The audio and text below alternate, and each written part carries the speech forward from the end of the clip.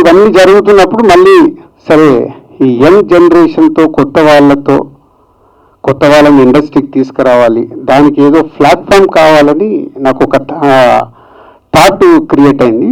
So అందరితో discuss చేస్తూ ఆ ప్లాట్ఫామ్ ఎలా ఉండాలి.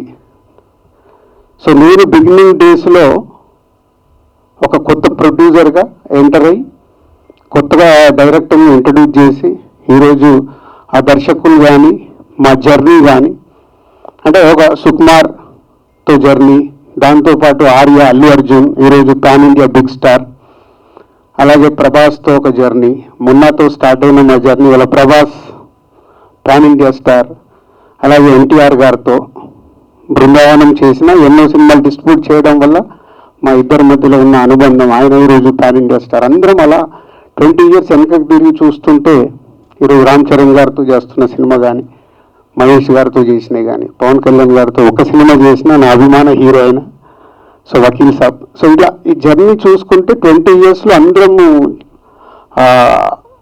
పెద్దగా ఎదిగిపోయాం. సో కాంటెంట్స్ కూడా ఇవాళ మేము తీస్తున్న గేమ్ చేంజర్ 3 years ప్రాజెక్ట్ అయినా దాన్ని ప్రాపర్గా పాన్ ఇండియా కాంటెంట్ రీచ్ చేయడానికి ఎంతో వర్క్ చేయాలి. సో ఇంత బిజీ అయిపోయిన నాకు బిగ్ ప్రాజెక్ట్ సైడ్ కూడా ఫోకస్ చేయాలి అనే సంకల్పమే ఉంది నాకు. సో 30 years అయింది ఇండస్ట్రీకి వచ్చి. సో ఈ 30 years తర్వాత ఎక్స్పీరియన్స్ని బిగ్ కాంటెంట్స్ ఎలా క్రియేట్ చేయాలి సో అనేదాన్ని లాస్ట్ 2 years నుంచి వర్క్ చేస్తున్నాం. చాలా కాంటెంట్స్ రెడీ అయినాయి. సో అవన్నిటి మీద ఫోకస్ చేస్తూ ఉండాలి. పోతే ఇటు గ్యాప్ రాబోతుంది, అది అర్థమవుతుంది. అది నేను మిస్ అవ్వకూడదు అని వచ్చిన తాటే దిల్ రాజు డ్రీమ్స్. సరే ఆల్రెడీ శ్రీ వెంకటేశ్వర క్రియేషన్స్ ఉంది, దిల్ రాజు ప్రొడక్షన్స్ ఉంది, what is this Dil Raju dreams అని చాలామందితో 1 year నుంచి I'm working on this. So Dil Raju dreams అనేది ఒక ప్లాట్ఫామ్ క్రియేట్ చేయాలి.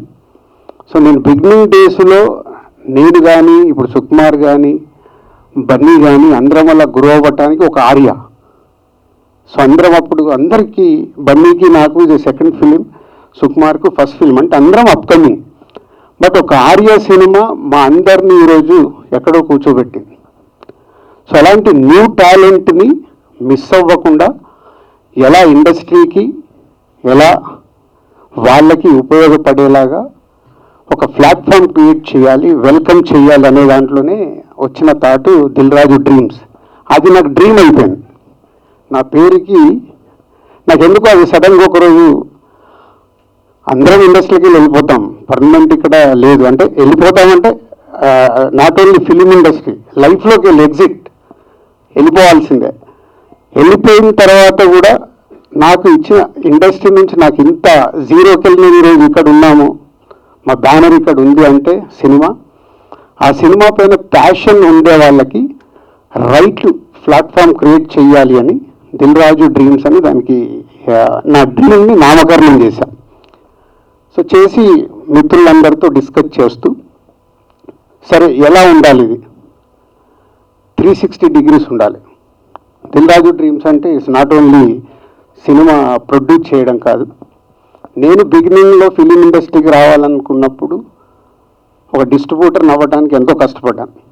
ఒక సినిమా కొనుక్కోవాలంటే నాకు తెలుసు అప్పుడు నాకున్న దగ్గర ఉన్న డబ్బు పోగొట్టుకొని మళ్ళీ సక్సెస్ఫుల్గా నిలబడటానికి ఇదే ప్రసాద్ ల్యాబ్లో పెళ్లిబండ్రి అనే సినిమాకి 48 hours నాకు స్లీప్ లేదు. ఇక్కడ అప్పుడు లాన్ ఉండేది, ఇట్లా అప్ అండ్ డౌన్ లాన్, దానిపైన పడుకున్నాను. అవన్నీ అరే ఇండస్ట్రీకి రావాలని చాలామంది కోరిక ఉంటుంది, బట్ రైట్ ప్లాట్ఫామ్ దొరకదు అని ఇది వేసిన అక్కడి నుంచి వచ్చిన తాటే దిల్ రాజు డ్రీమ్స్.